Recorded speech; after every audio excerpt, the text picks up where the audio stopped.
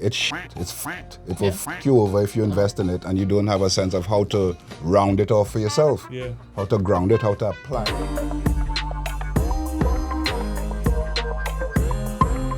Alright, people, we back again. This is M4 Grease Talk episode. Grease Talk.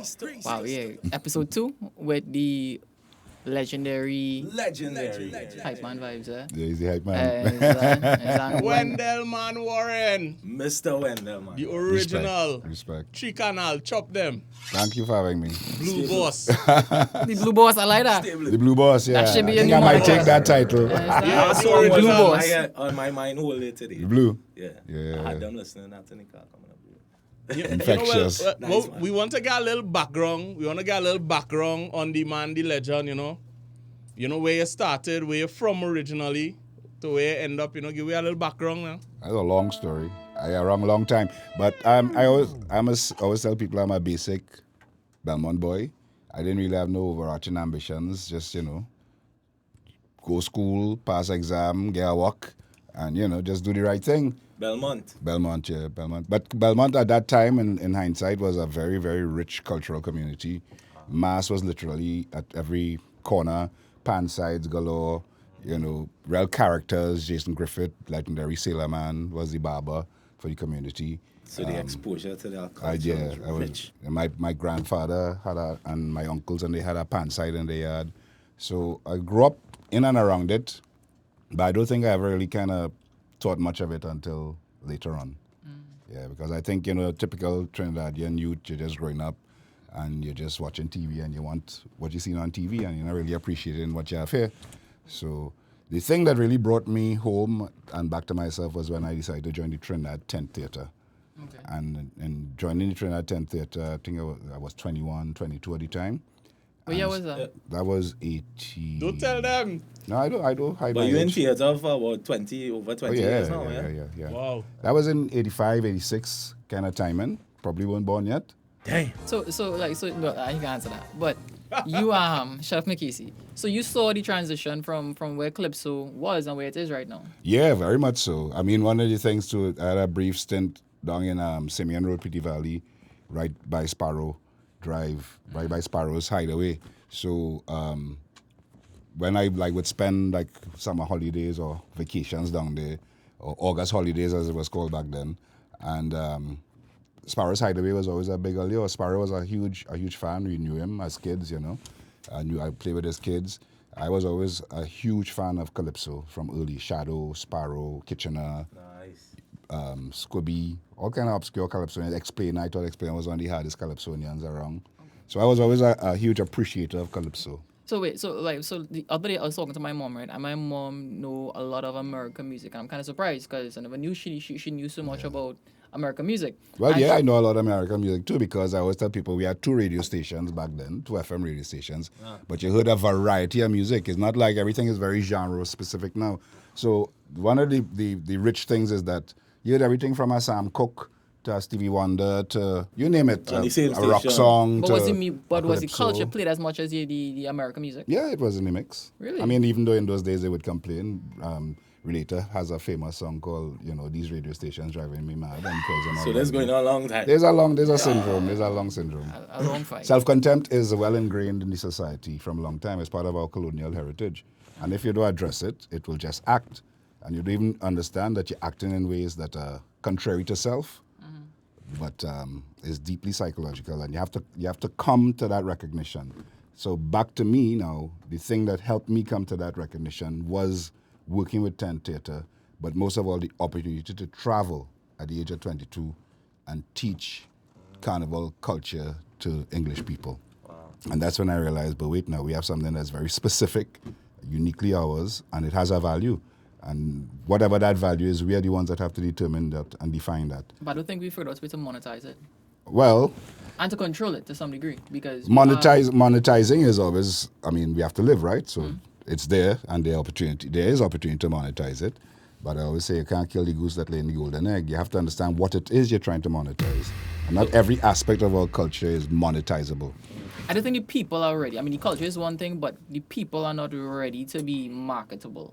because we were having a conversation, Makisi and myself were having a conversation with our mastering engineer, and he said something that kind of resonates a lot with us, that the culture is the culture, and if the people are not ready, I mean, you can't really sell something like that. Well, that's all part of the culture. Your attitude is part of the culture, you know what I'm saying? Culture is your behavior. What you choose, what you consume, what you consider valuable. All that's part of our culture. There's the good and the bad and the ugly. You have to take it all in the same basket. So what do you think of the progression of calypso from then to now? Well, I think one of the big mistakes we made is to not recognize that the music evolves, right? So no matter if the calypso doesn't sound like the calypso of, let's say, Roaring Lion or Growling Tiger, or even the calypso of the 50s and the 60s, if you listen to calypso, Trinidad music, you'll hear those definite chapters and eras of the evolution of the sound. So, like we do rhapsody music, and I say, well, it's not about the sound, it's the philosophy guiding it. So are you referring to the fact that a lot of those big music back then were a lot of big band jazz, but we will have our own indigenous melodies? But even before the big band jazz, it was bottle and spoon and piano, and it had a very Spanish inflection because that was the instrumentation at the time. Whatever instrumentation you have available to you, you use. The technology. And whatever technology is available to you, you use. Yeah. We live in the world, right? So all that, like the big band thing, right? That's the calypso of the 40s, 50s, 60s. It would be the same time that the big band sound would have been emerging in the US, and clarinet and all them things started coming to the sound. So if you're trying to tell me that calypso must have this or must have that, I will not really agree with you. I think calypso starts from the soul and the self and the expression, and it could take on quite a few forms.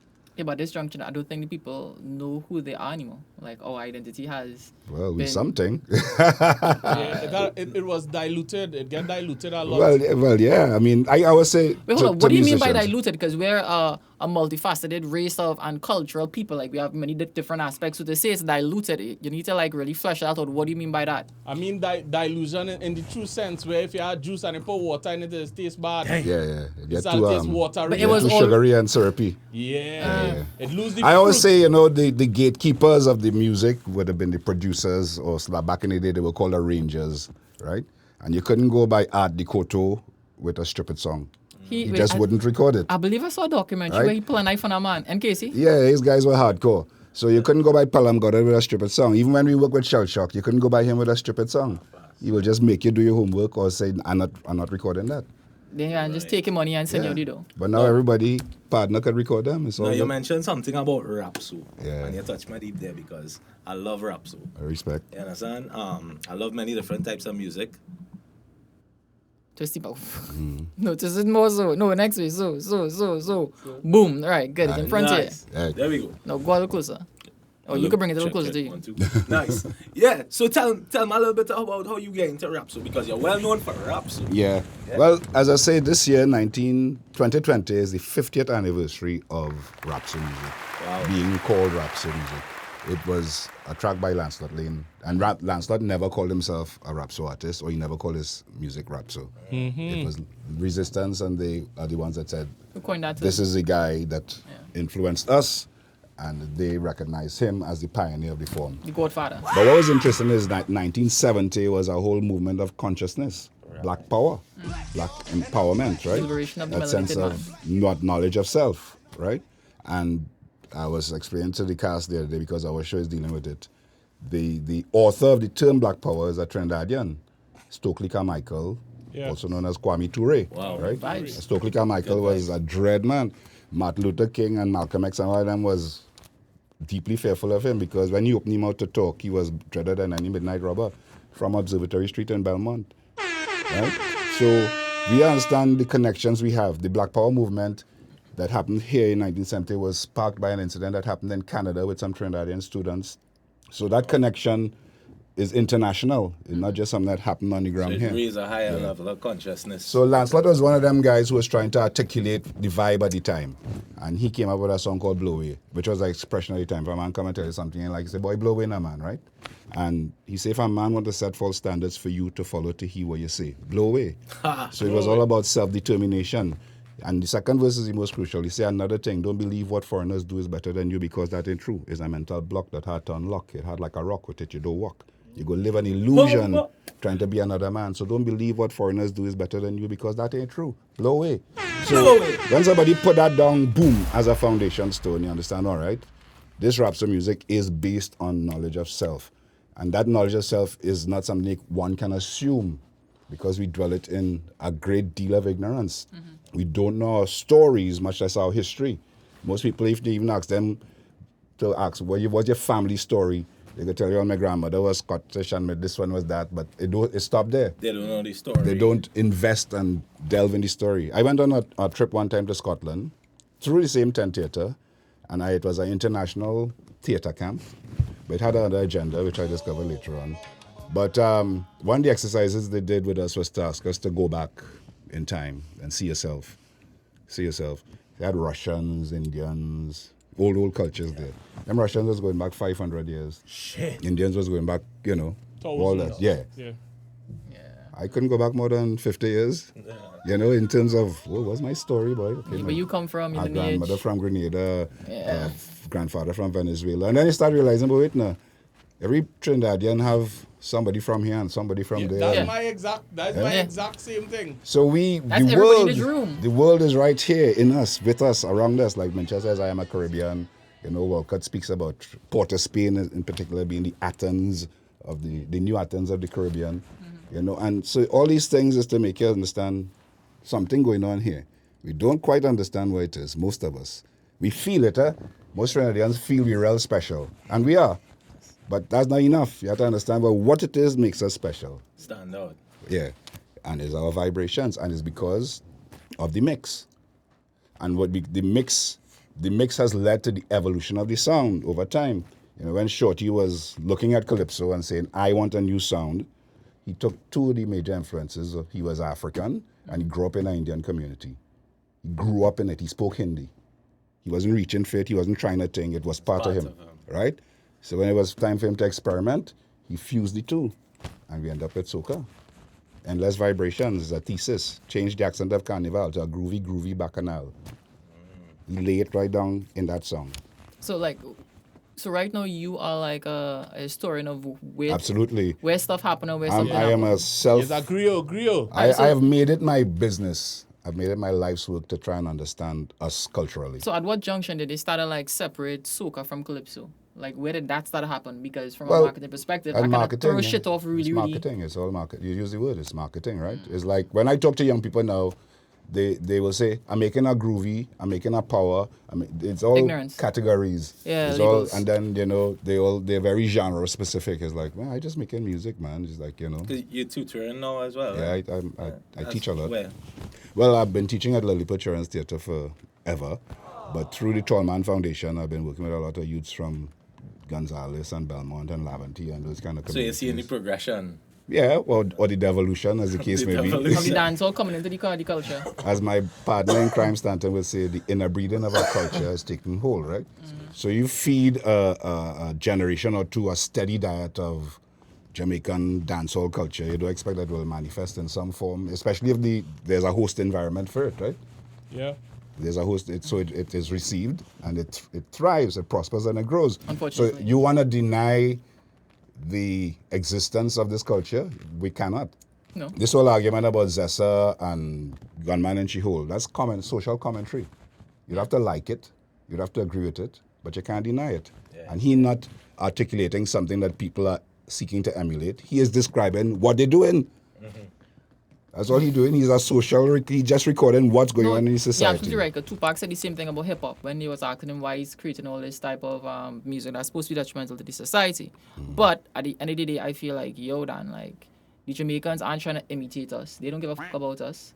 So why is we as a people want to be imitating another culture? And by all means, it's not a tit-for-tat discussion. It starts with us. It's our desire to be something other than self, which it's like brings us back self-hate. to There's a lot of self-contempt. self-hate. So self-contempt can seriously be challenged with knowledge of self.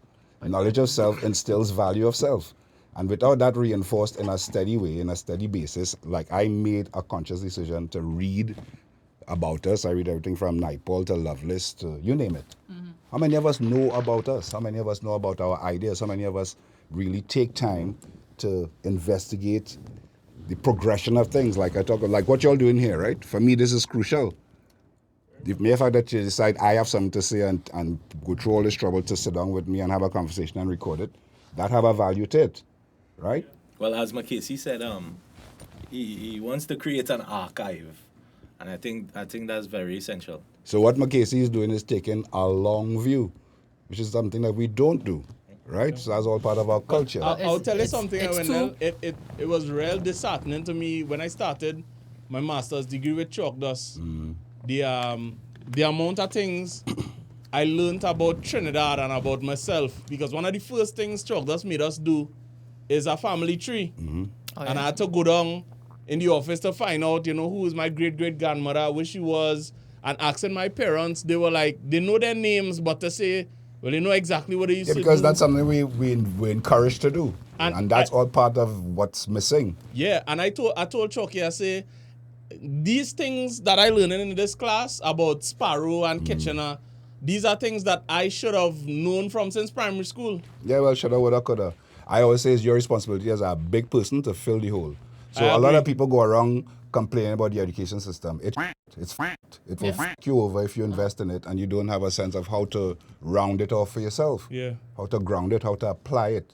This idea of retaining and regurgitating don't add up to nothing, right? In all fairness, from my interpretation of what the educational system is, it teaches you if the world ends, you have basic fundamentals to help to rebuild society, not to operate and Which prosper. society? The society of the 19th century, we're in the 21st century. Yeah, but it's It have something. algorithms, it have It's something. social media, it have all kind of thing. But you're People, right. We're not keeping pace with what time We're it not. is. We're not, because we're not teaching people how to survive in a modern era right now. Exactly. But No, it is I- still something. You can't just shoot baby out of the bathwater. Well, I like that, and in terms of, I like how you just say that, because watching your fashion, remember we were talking about that, you were one of the men who I find always stay up to the time technologically with your productions. Well, Martin Carter said, the more the men of our time we are, the more our time is. And see that those two lines? Yeah. You see them two lines? The more the men of our time we are, the more our time is. You understand the heights in that? Yeah, so we define the future by who we are in this moment. By the choices we make now, by the actions of now. And it is about your time, Yeah. right? Understanding what time it is. There's the age of Trump. Yeah, but that's a level of consciousness so that if you- most people don't have. Well, They don't have it. But that And is it's not their their fault, as fault. you say. It's not their fault. It's It- not. It's their fault. And with our vibes, I feel like people, There's a bitter boat in it. everything is there on the internet. All the information that you need is there. I You feel can't like say that, bro, people are because so, the internet is not that it's not that easy. The internet just has a smorgasbord of information, but you don't have a syllabus. You don't have somebody like a mentor to guide you through. All right, well, look at this. This will be good for your growth at this point in your life, because every man's psychological migratory position is different from everybody else in this room. Where he was at my age, we're probably the same place, but I'm experiencing different things because the times are different. It's a different time, yeah. So like Probably I would different need people, somebody him different in my impulses. life to be like, yo, Wendell, I am 20 something. I'm going through this shit right now.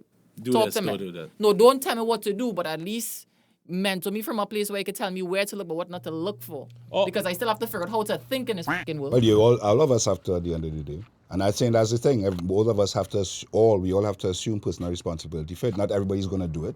We understand that. But if you choose to do it, that's your choice. And now that you have chosen to do it, once you empower yourself, you can't help but become infectious. You understand what I'm saying? True. You can't help but change the vibrations in the space that you're in. Yeah, success want to follow success. Just in your being, just in how you carry yourself, just in how you articulate yourself, you know. So I find a lot of us have legitimate grounds for grousing. And when we have sessions, any kind of public forum and discussion, it's just a lot of grousing. Yeah. And everybody have to understand you have legitimate grounds for grousing and whatnot. But how do we get beyond that? Well, you wanna talk a little bit about the Tall Man Foundation? Yeah. Well, Tallman Foundation was set up as one of those vehicles to help deal with the problems in the society in terms of the social issues, the crime and the violence that was happening, flaring up in Gonzales about 15 years ago. Yeah. And it was like a spate of kidnappings that happened, and Ayongchi's brother was kidnapped. Yeah. And he was eventually released and returned to them. But it was only because the man who they left to mind him was a fellow named Tallman. And Tallman obviously get tied up in a scene, and he obviously had a conscience and decided that wasn't for me. And he decided to let go the boy. Yeah. And so they decided to set up the Tallman Foundation in his name. I don't know whatever happened to Tallman. I don't know if he get whole, if he dead. Probably dead by now, you know what I'm saying? No, that's the reality. Yeah. That's the reality. So the Gonzales at the time was a killing field, so they went into Gonzales and they set up the foundation. That's Belmont, right? In Belmont, yeah. And I got... Didn't they slaughter a whole family up there about 6 years ago? It was dread. And it's cooled down now, and I think that was a direct result of that intervention all those years ago. That was one of the interventions that took place. It wasn't just one thing. One of the things we have to look at is, we're looking at the crime situation in the country, and we've been pouring billions of dollars behind national security. But that's after the fact, isn't it? Police can't stop a man from killing his wife. Police can't stop somebody from killing somebody. Yeah, look at the situation recently. She had a restraining order and stuff. Well, a restraining order is light the fuse, because you tell me I can't come by you now, well, now I tripping out. And I'm not saying he's justified in doing that. I'm saying these things are woefully inadequate. But I think we have a mental issue in the country. People mental are health is a mentally, serious issue. it's ridiculous in this country.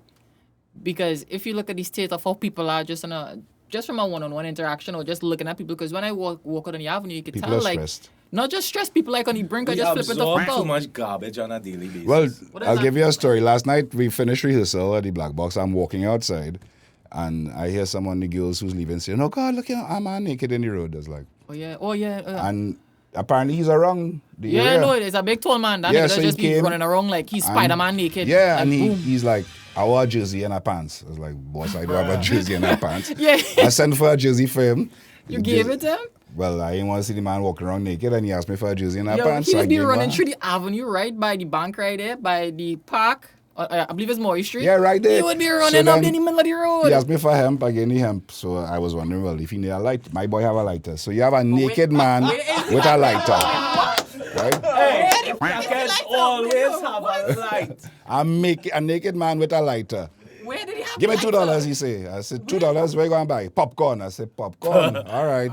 Jimmy Crackcorn. Yeah, with your lighter and your naked self. Yeah. Where the lighter was? That is the question of the day. Like, He where was in was the the hand. Oh, Wendell, two things. So the term 3CANAL, Yeah. where that come out from? Steve Udit. Steve Udit is a professor of art at the University of the West Indies at the moment. But at the time, he was a student. He was just about to go off to Goldsmiths College in London. And Steve Udit always fancied himself a kind of bad John from St. James. And he used to kind of course that finish. So we teamed up and we started 3CANAL as I forget the term we used. It was quite pretentious at the time. We didn't know what to call ourselves. But that was before we started making music and whatnot. Right. We were just bringing a Juve band, and we decided to investigate Juve because we wasn't quite sure what we was getting into, and we wanted to know exactly what it was. It's only in doing it we start to realize what it was, and then in certain scenarios, especially in the carnival, you might touch on something that's way bigger than you. So we touched on blue, the color of pigment, invoke blue devils. We called them 10,000 blue devils, and guess what? On Juve morning, it came to life. And it was scary, and man nearly dead, and it was terrible. It was beautiful and terrible at the same time. Organized chaos. It was Beautiful beyond, disaster.